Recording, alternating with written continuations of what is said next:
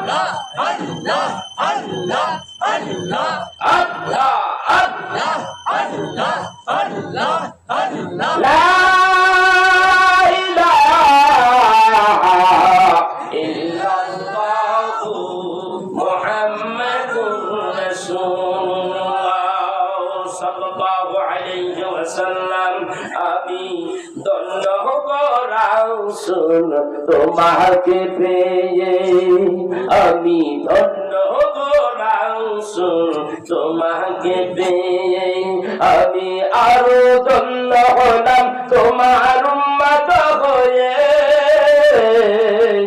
আমি ধন্য গো রাসূল তোমাকে পেয়ে বলুন আমি ধন্য গো রাসূল তোমাকে পেয়ে 18,000 মাখলুক বানাইলো আল্লাহ তাহার ভিতর সৃষ্টি সেরা উম্মত নবীজির বেলায় 18,000 মাখলুক বানাইলো আল্লাহ তাহার ভিতর সৃষ্টি সেরা উম্মত নবীজির বেলায় আমরা কত ভাগ্যবান নবী তোমার উম্মত হয়ে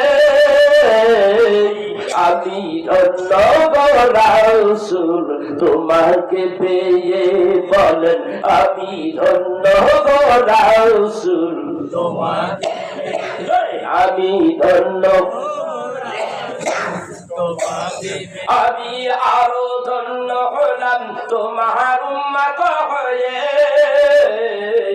আমি ধন্য গো রাসূল তোমাকে পেয়ে সব নবীদের নবী তুমি তুমি নবীর সেরা এই দুনিয়ায় শ্রেষ্ঠ উম্মত হয়েছি মোরা ঠিক না ঠিক সব নবীদের নবী তুমি তুমি নবীর সেরা এই দুনিয়ায় শ্রেষ্ঠ উম্মত হয়েছি মোরা আমার জীবন ধন্য হবে মদিনায় গেলে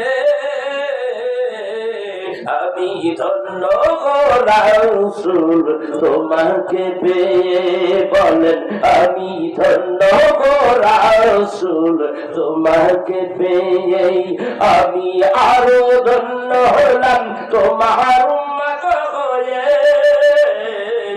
আমি ধন্য গো রাসূল তোমাকে পেয়ে আমি সামনে আমার পেয়েছি তোমার কারণে তাই তো গুণগান গাই নবী তোমার শানে আমি সামনে আমার পেয়েছি তোমার কারণে তাই তো গুণগান গাই নবী তোমার শানে আল্লাহর পরেই গাইব তোমার শান মুহাব্বত নিয়ে আমি ধন্য গো রাসূল তোমাকে পেয়ে, বলেন আমি ধন্য গো রাসূল তোমাকে পেয়ে, আমি আরো ধন্য হলাম তোমার উম্মত হয়ে, আমি ধন্য গো রাসূল তোমাকে পেয়ে। রোজা নামাজ পড়ি মোরা মাওলার খুশিতে, মিলাদ দুরুদ পড়ি সবাই নবীজি শানে, রোজা নামাজ পড়ি মোরা আল্লাহর খুশিতে, মিলাদ দুরুদ পড়ি সবাই নবীজি শানে, আমি মরতে চাই তোমার প্রেমিক হয়ে, আমি ধন্য গো রাসূল তোমাকে পেয়ে, আমি ধন্য গো রাসূল তোমাকে পেয়ে, আমি আরো ধন্য হলাম তোমার উম্মত হয়ে,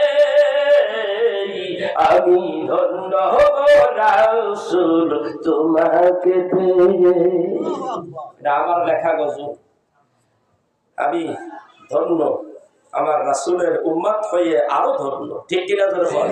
এমন একটা নবী পেয়েছি যে নবীর উম্মত হলেই জান্নাতি। আল্লাহু আকবার। আল্লাহ হাদিসের মধ্যে আল্লাহ রাসূল বলেন কুল্লু উম্মতি ইয়াদখুলুনাল জান্নাতা, আমার সব উম্মত জান্নাতি। আল্লাহু আকবার। ভাইরা আমার, এবছর আমি রাসূলের রওজা মুবারাকে গিয়ে আমি রাসূলকে বলেছি, ইয়া রাসূলুল্লাহ, ইয়া হাবিবাল্লাহ, আমি তোমার রওজাতে এসেছি। এই হাদিসটা বললাম, বর্ণনা করার কয়েকটা হাদিস দাঁড়িয়ে দাঁড়িয়ে সালামও দেই, হাদিসও কই, আর বলি ইয়া রাসূলুল্লাহ, তোমার হাদিস তুমি বলেছো, আমাকে যদি তুমি তোমার উম্মত হিসাবে কবুল করো তাহলেই আমি মুক্তি পেয়ে যেতে পারি, এবং তোমার দিদার না পাওয়া পর্যন্ত এই রওজা মুবারাকের আশেপাশে থেকে আমি যাব না। পাগলের মতো হয়ে গেছি। মানুষগুলি কাজকর্ম সমাধা করে সংক্ষেপে একবার একটু ঘুরলা মারে, একবার তোয়াব করে, বা একবার তোয়াব করে হোটেলে জায়গা, আবার একবার একটু জিয়ারত করতে পারলে আর যাইতে চায় না, খালি হোটেলে দৌড়ায়। আর আমি এতিমের মতো রাত্রি 11টা 12টার দিকে এতিমের মতো 3বার 4বার 5বার করে জিয়ারত করি, কারণ দাঁড়াইতে দেয় না ওখানে, খালি কয় হাজিরও, খালি যাইতে কয় সরো তাড়াতাড়ি, সরো সরো। আমার তো পরাণ ভরে না, আমার তো মনের তৃপ্তি মেটে না, সেজন্য আমি যাই আর আমার রাসূলকে এইভাবে বলি। একবার রাত্র গভীর সেখানে বসে আছি, বসে বসে নবীকে বললাম, আল্লাহর নবী তোমার দিদারের আশায়। আমি কিভাবে যে গজলগুলি গাইতেছিলাম ওই সময়, এই গজলগুলি সব আমার মদিনায় বসে আমার লেখা। ভাইরা, রাসূলের প্রেম ভালোবাসা না থাকলে গজলও লেখা যায় না, আর মজাও নাই, ঠিক কিনা বলে? শাহাদাতপুরের ভাইরা, আমি জানি আপনারা নবী প্রেমিক, অলি প্রেমিক, আমরা আপনি রাসূলকে ভালোবাসেন, এটা আমি ভালো করেই জানি। আমি আরেকটা গজল শোনাবো, খুব নতুন গজল, আমি আপনাদের একটু পরে শোনাবো। সব গজলগুলি আমি একটা একটা করে শোনানোর চেষ্টা করবো ইনশাআল্লাহ। কত বাজে ভাই? তো হাদিস থেকে, আমি কোরআন কারীম থেকে এবং হাদিস শরীফ থেকে আমি আপনাদেরকে যে কথাগুলি বলতে চেয়েছিলাম। তারা প্রশ্ন করছে কয়টা? কথা বলেন না, কয়টা প্রশ্ন করেছে? সবাই না বললে কিন্তু হবে না। 12টা বাজতেছে, আমি অল্প সময় সার্ভিস দেবো, খুব একটা বেশি সময় দেবো না, যেহেতু অনেক শীত। প্রথমত একটা বলা হয়েছে প্রশ্ন, মা হুয়া রূহ, রূহটা কি? দ্বিতীয় প্রশ্ন হলো মান হুয়া আসহাবুল কাহাফ, আসহাবুল কাহাফ কি? আপনি বলেন, যদি নবী হন, পয়গম্বর হন, তাহলে আপনি বলে দেন। এরপরে তৃতীয় প্রশ্ন বলা হলো মান হুয়া যুলকারনাইন, যুলকারনাইন সম্পর্কে আপনি কি জানেন? প্রশ্ন করা হলো 3টা। এই প্রশ্নগুলি আমরা তৈরি হই নাই। আল্লাহর হাবিব যখন দ্বীনে দাওয়াত দেয়, ইসলামের কথা যখন বলে, কোরআন হাদিসের কথাগুলি যখন বলে, কাফেরদের মাথার মধ্যে আসমান ভেঙে পড়লো। কারণ হলো হাজার হাজার শত শত হাজার হাজার বছর ধরে দেব দেবীর পূজা করে আসতেছি। দেব দেবীগুলিকে এক এক নামে খোদা বলে জানি, কিন্তু আজকে মুহাম্মদ সাল্লাল্লাহু আলাইহি সাল্লাম কোন ধর্মের কথা বলে? আমাদের সেই বাপ দাদার 14 গোষ্ঠীর সেই ধর্মটার মুখে চুনকালি মাখিয়ে দিচ্ছে। আব্দুল্লাহর পোলা খেপে গেল, একেবারে গরম হয়ে গেল। ভাইরা আমার, বন্ধুরা আমার, এই বিষয়ে আমার একটা চমৎকার আলোচনা আছে। রাসূল আরবি সাল্লাল্লাহু আলাইহি সাল্লাম তিনি যে আলোচনা করেছেন, সর্বপ্রথম তার জ্ঞাতি গোষ্ঠীগুলিরে ডাকলেন। আল্লাহ বলেন, হাবিব গো, আমি আপনার এক জ্ঞাতি গোষ্ঠীর কাছে আপনি দিনের দাওয়াত পৌঁছাইয়া দেন। নবীজি আমার জ্ঞাতি গোষ্ঠীদেরকে ডাকলেন। যারা হাদী সাহেব আছেন তারা অবশ্যই লক্ষ্য করবেন যে আমরা যখন সাফা মারওয়া তাই আমরা যখন সাই করি, যেখানে স্টার্টটা হয় সাফা পাহাড়ের থেকে, ওই সাফা পাহাড়ের কিনারায় আল্লাহর হাবিব তার জ্ঞাতি গোষ্ঠীকে ডাক দিয়ে কি বললেন, সব আলোচনাগুলি আমি ওখানে দাঁড়িয়ে করেছি। সাফা পাহাড়ের কিনারে আমার একটা নিজের চ্যানেল আছে, সুন্নি ওয়াজ মিডিয়া সার্ভিস, তার মধ্যে বিস্তারিত সব কথা বলে দিয়েছি। এবং আপনি বাংলাদেশ থেকে মদিনায় মক্কায় যাবেন, যাওয়ার পরে হেরাম পরে আপনি তো এয়ারপোর্ট থেকে হেরাম পরবেন। হেরাম পরিয়া যখন আপনি যখন উমরা করবেন, উমরা করলে আপনার শরীর থেকে যখন আপনার দুইটা পোশাক হেরামের কাপড় খুলে ফেলবেন, পুনরায় আবার কিভাবে আপনি হেরাম পরবেন, কোথা থেকে পরবেন, কিভাবে উমরা করবেন, বিস্তারিত ডিটেইলস আলোচনা একটা আমি ভিডিও করে দিয়েছি। আপনারা দেখবেন, ওইগুলি দেখলে ইচ্ছা হবে মক্কা মদিনার প্রতি ভালোবাসা জন্মাবে, ইচ্ছা হবে মক্কা মদিনায় যাইতে। আপনি বলবেন, হুজুর আমার টাকা নেই, পয়সা নাই গো হুজুর, আমি কেমনে যাব? আপনি শুধু আফসোসের সাথে নিয়ত করবেন আর আল্লাহরে বলবেন, আল্লাহ গো, আপনি আমার এই আশাটা পুরা করে দিয়েন। দেখবেন একদিন সত্যি টাকা নাই, পয়সা নাই, তারই মধ্যে আল্লাহ রাব্বুল আলামিন ব্যবস্থা করে দেবে। তার প্রমাণ আমি নিজে, আমি এই বছরে হঠাৎ করে চলে গেলাম, আমি যাইতেই পারতাম না, আমার কাছে অর্থ নাই, টাকা নাই, পয়সা নাই, খুবই সমস্যায় পড়ে গেলাম। হঠাৎ করে আমার ইচ্ছা হলো, আমি নিয়ত করে ফেললাম আমি যাবো, ইনশাআল্লাহ যাবো। আল্লাহ ব্যবস্থা করে দিছে, আমি ঘুরে আসলাম। আপনাকেও দিব, এটা একটা বাস্তব প্রমাণ। আল্লাহ দিতে জানে কি জানে না? কথা কয় না কেন? যে এখন এই যখন রাসূল আরবি সাল্লাল্লাহু আলাইহি ওয়াসাল্লাম যখন দাওয়াত দিতে লাগলেন, ওদের তো মাথার উপর আকাশ ভাইয়া হল। এখন কিছু বলতেও পারতেছে না, কারণ রাসূলুল্লাহ সাল্লাল্লাহু আলাইহি ওয়াসাল্লাম গার্জিয়ান তখন হযরতে খাজা আবু তালেব মক্কা নগরের প্রেসিডেন্টের ভাতিজা, কিছু কইলে তো ঠ্যাক মেরে দিব, ঝামেলা হয়ে দিব, কিছু কইতেও পারে না। তো কি করা যায়? তো তাদের কিছু ঠাকুর, তাদের কিছু লোক মদিনা ইয়াসরাব নগরে পাঠিয়ে দিছে। ওইখানে ঠাকুর আছে, ঠাকুর অথবা ঠাকুরনী, একটা মহিলা। বুখারীর হাদিসের বর্ণনা এসেছে, বুখারীর সরায়ে এই ঘটনাটা এসেছে যে তারা তার কাছে গেলেন যে কি করা যায়, মুহাম্মদ সাল্লাল্লাহু আলাইহি সাল্লাম তাকে তো দমানো যাচ্ছে না, তো কি করতে পারি, আমাদের একটা পরামর্শ দেন। সলা পরামর্শ করতে লাগলো। তখন সলা পরামর্শ যখন করতে লাগলো, তখন কি করলেন যে তারা শিখিয়ে দিলেন, মহিলা যায়া বলো, সে যদি সত্যিকারের নবী হয় তাহলে এই তিনটা প্রশ্ন করবা। যে তিনটা প্রশ্ন আমি আপনাদের সামনে রেখেছি, এই তিনটা প্রশ্ন শেষ করেই আমি মাহফিল শেষ করে দেব। তো দেখা গেল এই তিনটা প্রশ্ন করার জন্য যখন তারা আসছে, মক্কায় আসছে, আব্দুল্লাহ বলা মুহাম্মদ সাল্লাল্লাহু আলাইহি সাল্লামকে করবে, বাহাবা শুরু হয়ে গেল। একটা তিনটা প্রশ্ন দেখি এ কেমনে জবাব দেয়। প্রশ্ন তিনটা যখন করেছে, হাদিস শরীফের মধ্যে আছে আল্লাহ রাসূল বলেছে আগামী কালের জবাব দেব।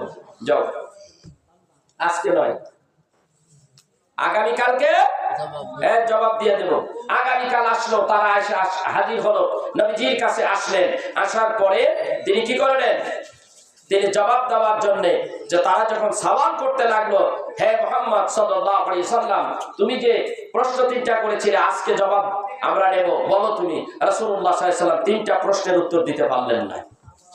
কি করতে পারলেন না? কথা কয় না, উত্তর তিনটা দিতে পারলো না। কেন? তিনি প্রশ্নের জবাব দিতে পারলেন না। আফসোস, কাফেরেরা বলা শুরু করে দিল, সুযোগ হয়ে গেল না। এটা হলো আমাদের জন্য ট্রেনিং, রাসূলুল্লাহ সাল্লাল্লাহু আলাইহি ওয়াসাল্লাম সব জানে, কিন্তু উম্মতের জন্য এটা একটা সবক, উম্মতের জন্য এটা একটা সবক, মনে রাখবেন। কঠিন একটা কথা। আল্লাহর হাবিব জবাব দিতে পারলেন না। কাফেররা আল্লাহর হাবিবকে বিভিন্ন ভাবে তিরস্কার শুরু করে দিল। তুমি তো নবীও কখনো হতে পারো না। কেউ বলে ভণ্ড নবী, প্রশ্নের জবাব দিতে যাইয়া দিতে পারলো না। এইভাবে যখন বললেন, অনেকদিন পরে তার জবাব এসে গেল। আল্লাহ রাব্বুল আলামিন জিবরাইল আলাইহিস সালাতু ওয়াস সালামকে তিনি বললেন, কি বললেন? তিনি বললেন আগামীকালকে জবাব দেব, কিন্তু দিতে পারলেন না। কি বললেন? গাদান উজিবুকুম, আমি আগামীকালকে তার জবাব দেব, যাও। যখন এই কথা বললেন তো জবাব দিতে পারলেন না। আল্লাহ তাআলা জিবরাইলের মাধ্যমে জবাব দেওয়াই দিলেন। এইভাবে কেন জবাব দিতে পারলেন না আল্লাহর হাবিব, সে কথা এখানে তুলে ধরলেন সূরা কাহফ 23 নম্বর আয়াতে। ওয়ালা তাকুলান্না লিশাইইন ইন্নী ফাইলুন যালিকা গাদান ইল্লা আইয়াশা আল্লাহ। আপনি তো ইনশাআল্লাহ বলেন নাই, এই জন্য আপনার প্রশ্নের উত্তর আমি আল্লাহ ভুলাইয়া দিছি। আল্লাহর নবী সবই পারি, কিন্তু ভুলাইয়া দেওয়ার কারণে এটা সব আমাদের জন্য, এটা রাসূলের জন্য নয়। কথা বলতে হলে আগামীকাল এইটা করব, আগামী সময় এই কাজ করব, তার মধ্যে ইনশাআল্লাহ থাকতে হবে। ইনশাআল্লাহ যারা বলে না, ওই কাজের কি নাই? বরকত নাই। ওই কাজের বরকত নাই, আল্লাহ ওই কাজ পছন্দ করে না। তাই কি করতে হবে? রাসূলুল্লাহ সাল্লাল্লাহু আলাইহি সাল্লাম এক সময় এর জবাব দিতে লাগলো, একটা করে জবাব নিতে থাকে। এক নম্বর প্রশ্নের উত্তর হলো, ওগো নবীজি, আমরা কাফেররা আপনাকে প্রশ্ন করেছে রূহ সম্পর্কে। মা হুয়ার রূহ, ওগো নবী, রূহ কি? আপনি বলুন, নবী হইলে সত্যিকারের নবী যদি হন। নবীজি জবাব দিয়ে দিলেন। আল্লাহর পক্ষ থেকে আয়াতে কারিমা চলে আসলো, এইভাবে জবাব দিয়ে দিলেন। সূরা বানী ইসরাঈলের মধ্যে এইভাবে জবাব দিয়ে দিলেন, ওয়া ইয়াসআলুনাকা আনির রূহ কুলির রূহু মিন আমরি রাব্বি ওয়া মা উতিতুম মিনাল ইলমি ইল্লা কালিলা। রুকু হইল একমাত্র আল্লাহর একটা আদেশ, আল্লাহর একটা হুকুম। রূহ একটা আদেশ। আল্লাহ একটা মানুষকে তৈয়ার করবেন আর রূহটা ফুটকাইয়া দিয়া দিবেন, তাতেই রূহ হয়ে যায়, জন্ম হয়ে যায়, রূহ হয়ে যায়। আল্লাহ বলেন, ইন্নামা আমরুহু ইযা আরাদা শাইআন আইয়াকুলা লাহু কুন ফায়াকুন। আল্লাহ তাআলা বলেন, দুনিয়ার সমস্ত মানুষ যা মিলিয়া পারে না, সব শক্তি খাটিয়ে যা করতে পারে না, আল্লাহ তাআলা নিমিষেই শুধু বলবে কুন ফায়াদা ফায়াকুন, অমনি ফায়াকুন হয়ে যাবে। আল্লাহ যদি বলে এই পৃথিবী আমি ধ্বংস করে ফেলবো, কত সময় লাগবে? ওয়ার্ডার করবে, 1 সেকেন্ড সময় লাগবে না। আল্লাহ যদি চান বলে পৃথিবীটা এই জমিনটাকে আমি দুইটা ফাটিয়ে ফেলবো, দুইটা টুকরা করে ফেলবো, আল্লাহর আদেশে কয়টা সময়, কত সময় লাগতে পারে? 1 সেকেন্ডও সময় লাগবে না। আল্লাহ যদি বলে পৃথিবীতে যত পাহাড় আছে, পর্বত আছে, সমস্ত পাহাড় পর্বতগুলি গুঁড়ো হয়ে যাও, একেবারে মেসাকার হয়ে যাও, একেবারে ধ্বংস হয়ে যাও, আল্লাহ যদি বলে কতক্ষণ সময় লাগবে? কুল হয়ে যা ফায়াকুনের পর্যায়ে আসতে 1 সেকেন্ড সময় লাগবে না। আল্লাহ বলেন, কুল্লু মান আলাইহা ফানিন ওয়া ইয়াবকা ওয়াজহু রাব্বিকা যুল জালালি ওয়াল ইকরাম। ফাবিআইয়ি আলাই রাব্বিকুমা তুকাযযিবান।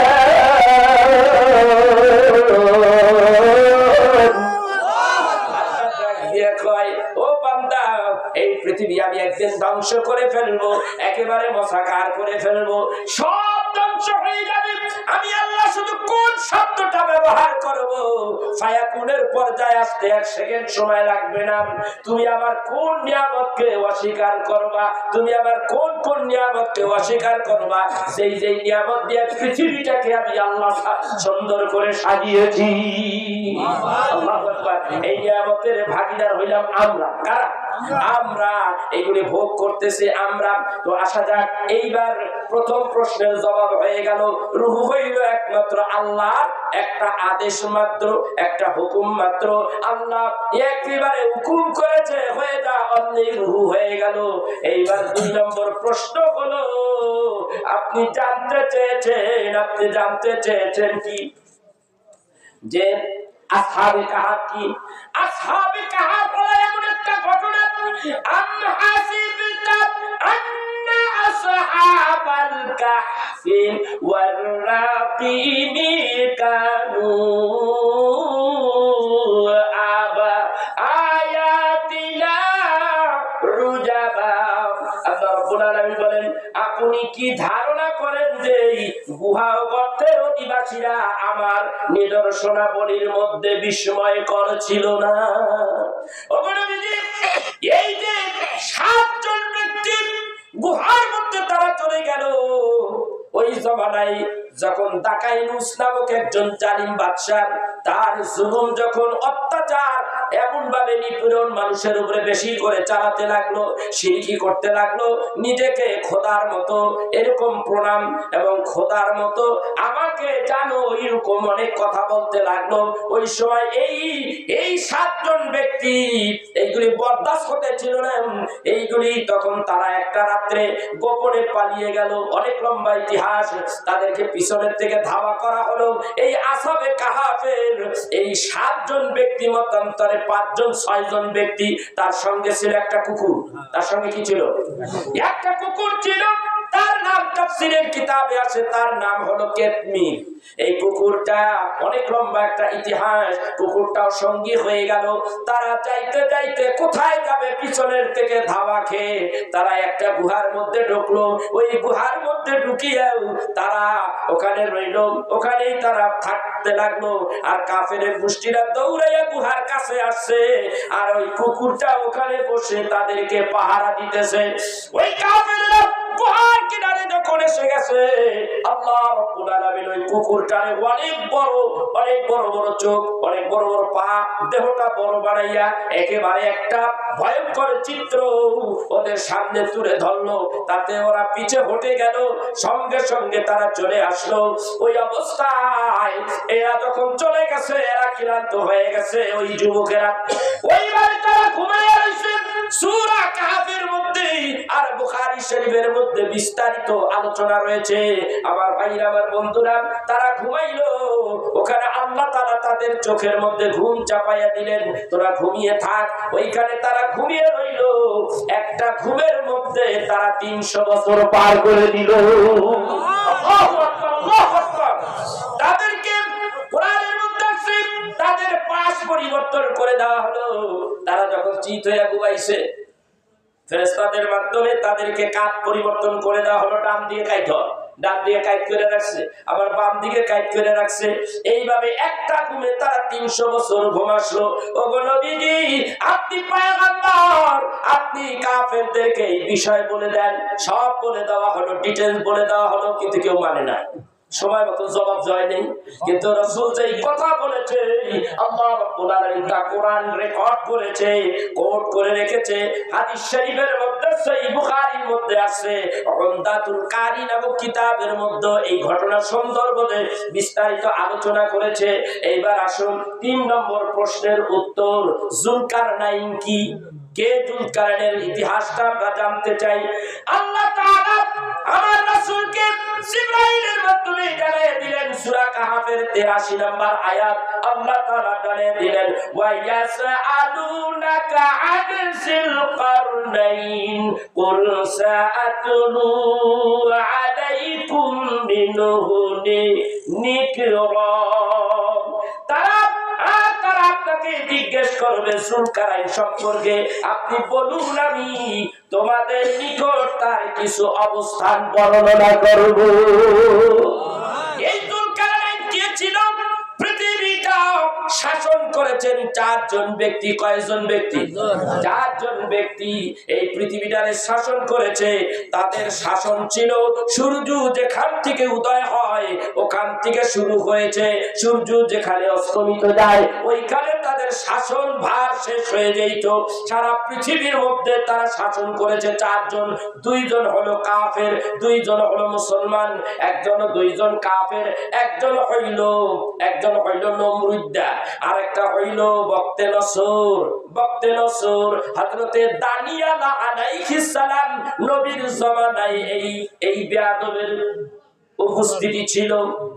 কে? বক্তে নসর।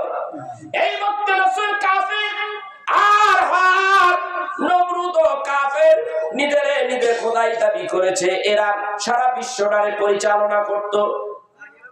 আর মুসলমানদের মধ্যে 2 জন, একজন হইল হযরতে নবী সুলাইমান আলাইহিস সালাতু ওয়াস সালাম, আর আরেকজন হইল যুলকারনাইন।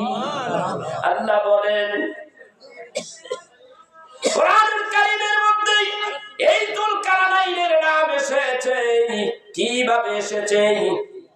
একটু জিকির করেন, লা ইলাহা ইল্লাল্লাহ, লা ইলাহা ইল্লাল্লাহ, লা ইলাহা ইল্লাল্লাহ, লা ইলাহা ইল্লাল্লাহ, লা ইলাহা ইল্লাল্লাহ, মুহাম্মাদুর রাসূলুল্লাহ সাল্লাল্লাহু আলাইহি ওয়াসাল্লাম, লা ইলাহা ইল্লা আনতা সুবহানাকা ইন্নী কুনতু মিনাল যালিমিন। হযরতে ইউনূস নবী পানির তলদেশে মাছের পেটে পড়িয়া তিনি চিৎকার মারলেন, আল্লাহ সূরা আম্বিয়ার মধ্যে তুলে দিলেন। এরপরে বললেন ফাস্তাজাবনা লাহু ওয়া নাজাইনাহু মিনাল গাম্মি ওয়া কাযালিকা নুনজিলুল মুমিনিন। হে ইউনূস, তুমি মাছের অতল দরিয়ার তলদেশে মাছের পেটের মধ্যে যে বিপদে পড়েছো, দুনিয়ার কেউ শুনে নাই তোমার ডাক, আমি শুনেছিলাম, সঙ্গে সঙ্গে জবাব দিয়ে দিলাম, জবাবই দেই নাই। আবার তোমাকে আমি কি করেছি? তোমাকে খালাস করে দিয়েছি। ঠিক হযরতে দাউদ আলাইহিস সালাম, আইয়ুব আলাইহিস সালাতু ওয়াস সালাম 18 বছর তারে কিরায় খাইলো, ঠিক না?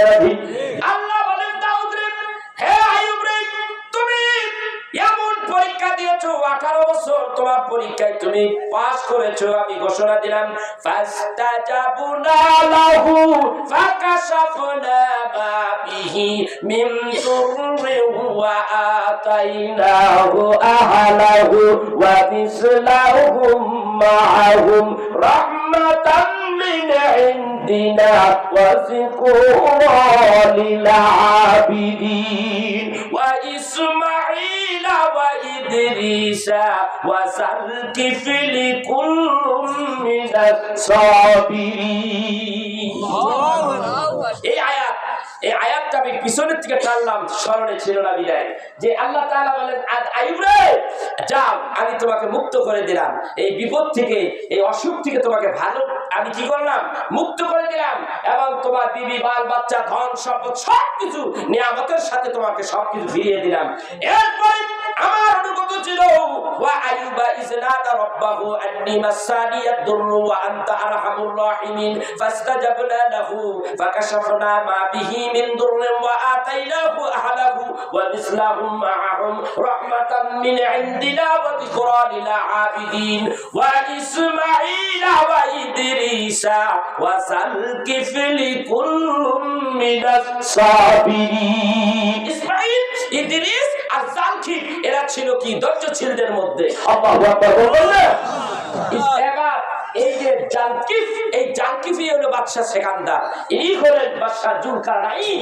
যেই যুলকারনাইন এই পৃথিবীর সারা দুনিয়াটাকে তিনি শাসন করতেন, সেই যুলকারনাইন তিনি আবেহায়া খুঁজতে দেয়া মাটির নিচে বা একটা জায়গায় তিনি চলে গেলেন। তিনি ওখানে আবেহায়াত খুঁজতে দেয়া তিনি পাইলেন না, অলিগলি ভিতরে ঘুরে ফেললেন। ঘুরে ফেলানোর পরে মনে করছে আমি তো আর এই গর্তের থেকে বের হতে পারবো না, বুঝতে পেরেছি এমন একটা জগৎ আমি আর এখান থেকে বের হতে পারবো না।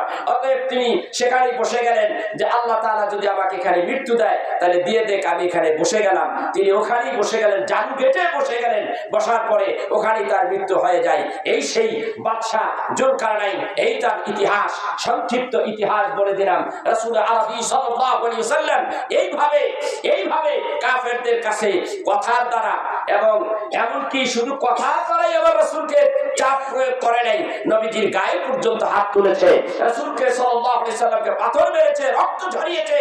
এই সেই রাসূল, সেই দ্বীন ইসলাম এত কষ্টের বিনিময়ে এই পৃথিবীর জমিনে এসেছে। ইন্নাদ দীনা ইনদাল্লাহিল ইসলাম, একমাত্র মনোনীত পছন্দ, একমাত্র আল্লাহর মনোনীত ধর্মই হলো ইসলাম। পৃথিবীর মধ্যে শ্রেষ্ঠ হলো ইসলাম। আর ইসলামের বিস্তারিত যে সমস্ত কর্মগুলি রয়েছে